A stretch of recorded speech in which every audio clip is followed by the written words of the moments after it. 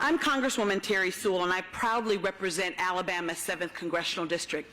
It includes the historic cities of Birmingham, Montgomery, and yes, my hometown of Selma, Alabama. You see, voting rights is very personal to me. So many senators, so many legislators, and the King family join us year after year to walk across that bridge to commemorate what happened there on Bloody Sunday. And to say, no more. No more. We are once again at that precipice, an inflection point, if you will.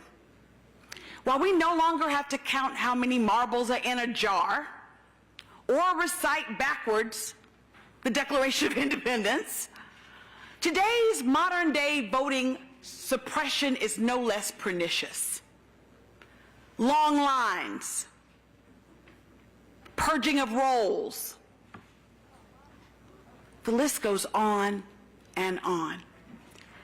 But today, as we honor Dr. Martin Luther King Jr. and his legacy, it can't be a celebration, as Yolanda said, because we need legislation. We need the Senate to do its job. Almost 6 decades ago, John Lewis and the foot soldiers of the Civil Rights Movement marched, fought, and yes, bled on a bridge for the equal right of all Americans to vote. Their efforts culminated in the passage of the 1965 Voting Rights Act. And voting rights was never partisan until recently. The Voting Rights Bill passed 5 times for reauthorization under 4 Republican presidents. But now we're having a problem called the filibuster. I agree with my colleagues. I agree with the King family. We cannot let a process stand in the way. A process, oh, by the way, that over 150 times have been set aside, and most recently by the raising of the debt ceiling. If we can raise the debt ceiling to protect the full faith and credit of the American government, surely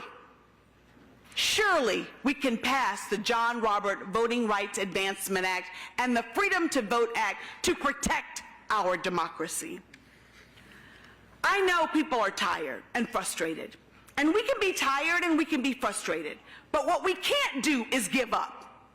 Just think what John Lewis, if he had given up, those marchers marching across that bridge, if they had been bludgeoned on that bridge and didn't try to go back for turnaround Tuesday, or ultimately to complete that march.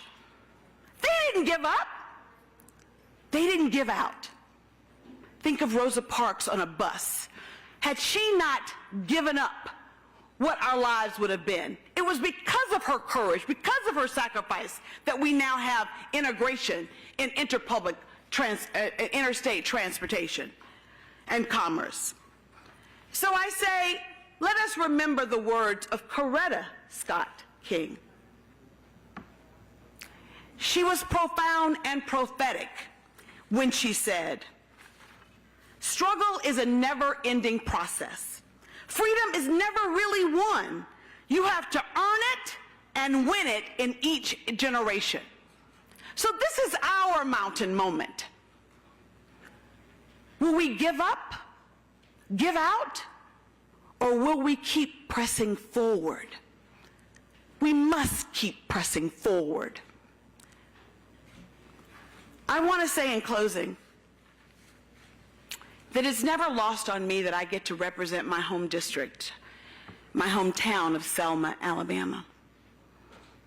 My job each and every day is not only to represent the people, the wonderful people of Alabama's 7th Congressional District today, but it's also to protect and further the legacy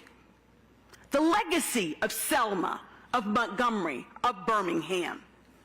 And I will not give up, and I will not give out. It was King, Dr. Martin Luther King, who said, "If you cannot run, then walk.